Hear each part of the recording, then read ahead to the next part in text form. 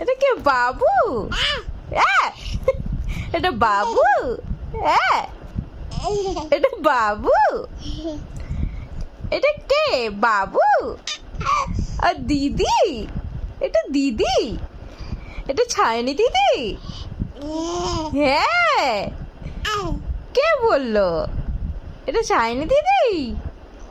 হ্যাঁ, এটা ছায়নি দিদি। আর এটা কে? ছায়নি দিদির কোলে কে বসে আছে? তুমি? ওরে বাবা, চুমু খেতে হবে। চুমু খেয়ে নিছ?